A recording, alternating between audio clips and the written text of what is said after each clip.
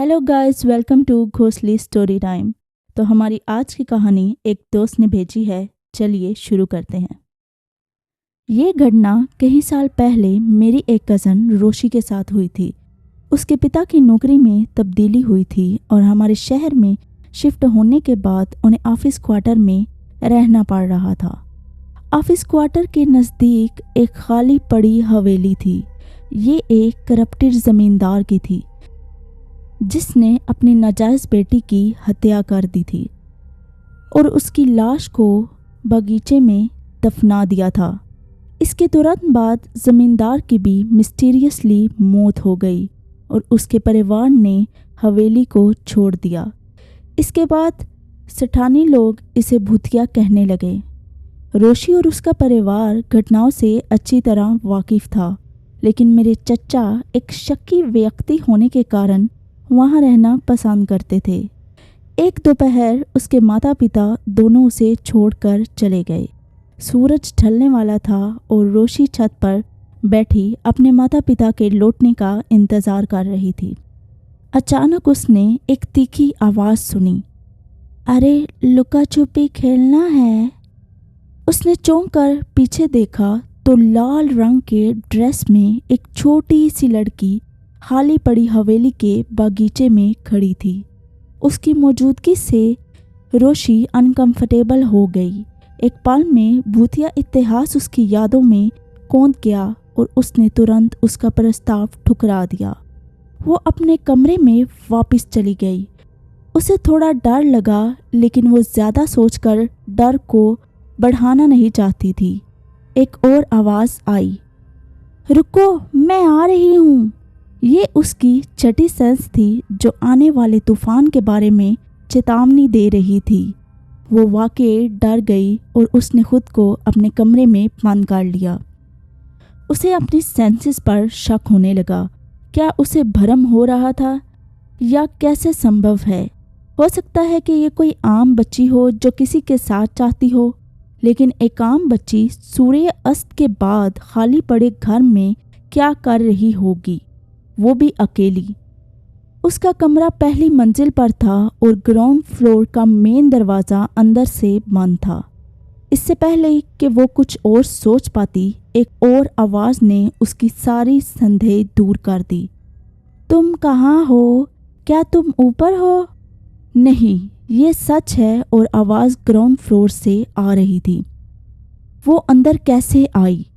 उसे बस लगा कि कोई गंभीर खतरा आ रहा है और उसका कमरा उसकी रक्षा करने के लिए इतना सुरक्षित नहीं है। ये बहुत अजीब था और वो ज़ोर ज़ोर से सांस ले रही थी। बिना एक सेकंड भी बर्बाद किए वो पूजा कक्ष की ओर भागी। वो अभी भी ऊपर की ओर बढ़ते हुए भारी कदमों की आवाज़ सुन सकती थी। 2 बार ठोकर खाने के बाद वो आखिरकार पूजा कक्ष में घुस गई और अपने पीछे दरवाज़ा बंद कर लिया। जल्द ही दुष्ट ने उस पर चिल्लाना शुरू कर दिया, इस बार कठोर स्वर में, जहाँ भी हो सके छुप जाओ, मैं तुम्हें बाहर खींचकर मार डालूंगी। इससे वो बहुत ज़्यादा डर गई थी। दुष्ट ने लगातार उसका ध्यान भटकाने और उसे बाहर आने के लिए मजबूर करने की कोशिश की। उसने दावा किया कि उसने खिड़की के बाहर छाया घूमती देखी है। उसने पहले ही मन बना लिया था कि जब तक ये बंद न हो जाए वो अंदर बैठकर प्रार्थना करती रहेगी।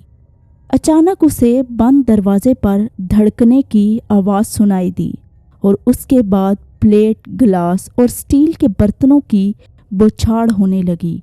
ये सब करीब आधे घंटे तक चलता रहा और फिर अपने आप बंद हो गया। अब उसे दरवाजे की घंटी बजने की आवाज़ सुनाई दी। कुछ मिनटों के बाद एक और आवाज़ आई, मैडम प्लीज़ दरवाज़ा खोलिए। ये उनके कुक की आवाज़ थी। जैसे ही रोशी बाहर निकलने वाली थी, उसे एक जान बचाने वाली बात याद आई। उनका रसोइया छुट्टी पर था। उसने खुद को संभाला और फिर से हंगामा शुरू हो गया। आवाज़ लगातार धमकी दे रही थी, कायर बाहर आओ, तुम्हें वहाँ नहीं होना चाहिए, मेरे साथ आओ। रोशी ने कहा, कि वो अपने जीवन में कभी इतना डरी नहीं थी। जैसे जैसे समय बीतता गया, शैतान और भी ज़्यादा शदीद होता गया। वो कमरे में इधर उधर घूमने लगा। परछाइयाँ अब दिखाई नहीं दे रही थी, लेकिन फिर भी उसे चारों ओर शैतानी मौजूदगियाँ महसूस हुईं। करीब 7 बजे उसने फिर से दरवाजे की घंटी बजने की आवाज़ सुनी। इस बार ये उसके माता पिता की आवाज़ थी, लेकिन फिर भी वो बाहर देखने की हिम्मत नहीं कर पाई। अगले कमरे में उसका फ़ोन बजने लगा और अगले ही पल उसने किसी को उसे कई बार फर्श पर पटकते हुए सुना।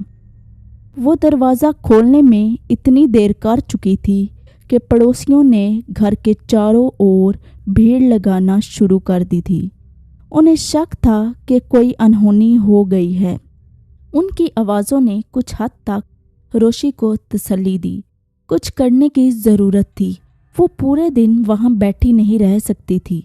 गंभीर दुविधा के बीच उसने एक छोटा सा शिवलिंग पकड़ा, जोर से दरवाज़ा खोला और नीचे की ओर भागी। नीचे उतरते समय उसने महसूस किया कि उसके पीछे पीछे कोई खिलखिलाहट की आवाज़ आ रही है और उसने अपनी आंखों के ठीक सामने एक आईना टूटते हुए देखा। आखिरी बात जो उसने सुनी वो थी, तुम भाग नहीं सकती, मैं हर रात खेलने आऊँगी। लेकिन बिना कुछ और देखे वो सफलतापूर्वक अपने माता पिता के पास पहुंची और बेहोश हो गई। वो पूरी तरह से पसीने से लथपथ थी और उसके चेहरा लाल हो गया था। रोशी सौभाग्य से अनएक्सपेक्टेड जीवन के खतरे से बच गई। चचा और चची पूरे घर को अस्त व्यस्त देखकर पूरी तरह से कंफ्यूज हो गए। ट्रॉमा से उभरने के बाद उसने सब कुछ बताया और ये सुनकर हम सभी सचमुच चौंक गए। वो कुछ दिनों तक बीमार रही और उसे काफ़ी मेडिकल और स्पिरिचुअल ट्रीटमेंट प्रदान किया गया। कुछ दिनों के बाद उन्होंने आखिरकार घर बदल लिया और शैतान के बिना रहना शुरू कर दिया। इसके बाद रोशी पहले जैसी नहीं रही और अधिक सेंसिटिव हो गई। पैरानॉर्मल प्रेजेंस के लिए अगर उसने पूजा कक्ष के अंदर शरण ना ली होती तो नियति कुछ भयानक हो सकती थी।